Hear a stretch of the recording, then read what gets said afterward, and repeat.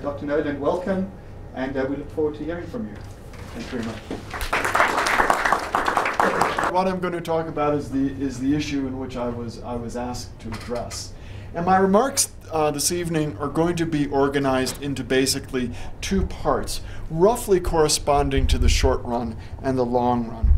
The short run will address what is basically a straightforward economic analysis, but I'm going to argue in my talk that the long run impact of the current financial crisis may really be felt through politics or through a channel that one might consider a political economy channel. Where did the crisis come from? Well, there are multiple interpretations of the origins of the crisis, and that's important because what you think generated the crisis will inform how you think we should get out of the crisis. The standard, or one standard interpretation is microeconomic in nature, basically argues that there were a set of financial innovations begun in the United States in the late 1970s with the financial sector deregulation begun by the Carter administration that culminated in a system of complexity that was so great that it was hard to judge counterparty risk. The regulation framework didn't keep up with the degree of financial innovation, and one got this crisis. And I personally basically subscribe to that interpretation. There is another interpretation that emphasizes macroeconomic issues, and that these interpretations are by no means mutually exclusive. The macroeconomic interpretation, there's one that it's the so-called Minsky-Greenspan hypothesis that basically says that after a long period of a relative calm that lulled people into a sense of complacency about real risks in financial transactions. The second one is an interpretation that's often associated with the chairman of our Federal Reserve, our central bank, Ben Bernanke, which is that it has to do with global imbalances, in particular a savings glut in Asia that was generated in the aftermath of the 1997-1998 crisis in Asia. Asian countries basically said never again, ran undervalued exchange rates, built up huge official reserves, and that this process of recycling these reserves well, let me just leave it at that. Because the third one is consistent with that, which is simply the Greenspan Fed made mistakes in monetary policy, kept monetary policy too loose in the United States. What these latter two interpretations will generate is there's too much liquidity in the system, which allows the financial actors in that first microeconomic interpretation to leverage up. So you've not only got a risky system, but now you've got a risky system embodying a high degree of leverage. I think most people are pretty confident about GDP growth second half of this year and into 2010. 2011, 2012 are bigger issues, however, and I think there's a real possibility of a serious slowdown in the out years or even a double-dip recession as this kind of fiscal and monetary stimulus wears off. Traditionally, we think about transmission through trade, through finance, and for some countries, importantly, through labor markets and remittances. And I think all of these are in evidence in this crisis. It's indeed the most trade-exposed economies were initially hit the worst, especially those in Asia.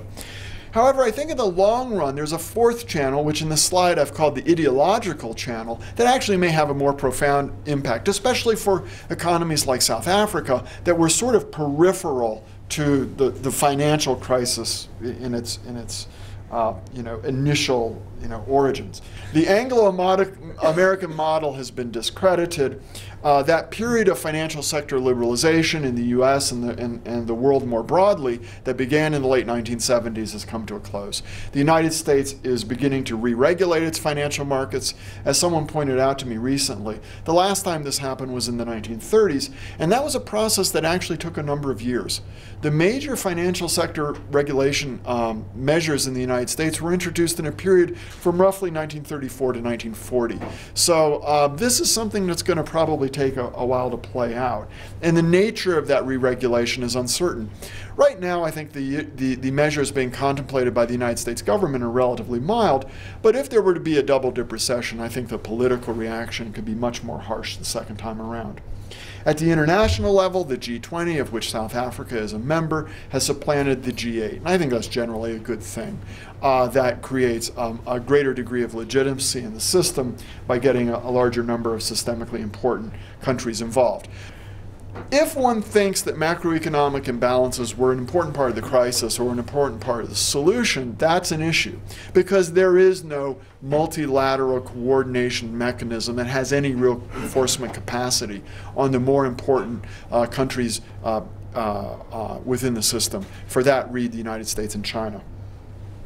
The one way that you could get the appropriate multilateral macroeconomic adjustment would be for the United States to move first, have a big fiscal retrenchment in the United States, and the beginnings of not only a big reduction in the U.S. current account deficit, but actually generating surplus, which would induce the counterpart expansionary moves on other countries such as China. The problem is that I think that such a fiscal retrenchment in the United States is probably unlikely, and as a consequence, we may in fact be simply delaying adjustment and setting ourselves up for a bigger crisis, sometime down the road.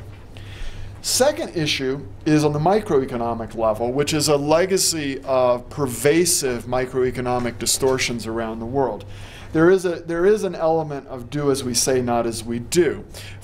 Large amounts of intervention in the financial sector globally, not clear how one is going to exit out of those interventions. Third sort of interstate challenge is with respect to governance. The governance of the major international financial or economic institutions more closely reflect the politics of 1944 than the economics of 2009. In the IMF and the World Bank, there's the so-called chairs and shares issues, in which representation is based on shareholding, which is supposed to reflect a country's importance in the global economy. Clearly, some of these allocations are out of balance. The basic problem is Western Europe, and the issue is going to be coming up with solutions that allow the Western Europeans to reduce their relative importance and some of the more dynamic emerging economies to play a larger role. If one looks at time series data, we can see that for the first time, a plurality of Americans actually think that trade agreements are a bad thing. That's the red line. The yellow or greenish line is showing that there's actually fewer people are saying, I don't know, which in some sense means the issue is becoming more salient, and the numbers who are saying we're against this is rising, is now a plurality. At the broad two-digit level, as much as 45% of South African exports could be covered in various protective measures the United States is currently proposing. So where does this leave us? Well, hopefully we're most of the way out of the economic part of the crisis, but I think the political reverberations are going to linger on for a lot longer. And it's going to manifest itself in challenges of managing sort of an open world economy at both the interstate and the intrastate level. And the question is, if the United States is basically, which has acted as the kind of hegemon, forging consensus on these issues among countries around the world for more than 50 years, if the United States finds itself in a situation where it is not capable of exercising that leadership for domestic political reasons, and you have a system that embodies a greater degree of pluralism with countries like Brazil and China and India and South Africa at the table, placing their own demands on the system, this seems to be, until we can reconfigure some sort of political and institutional formulas, a recipe for stasis. Because the old incumbents don't have the power to push things through, and the rising power don't have the coherence of interest or the power to create a new system.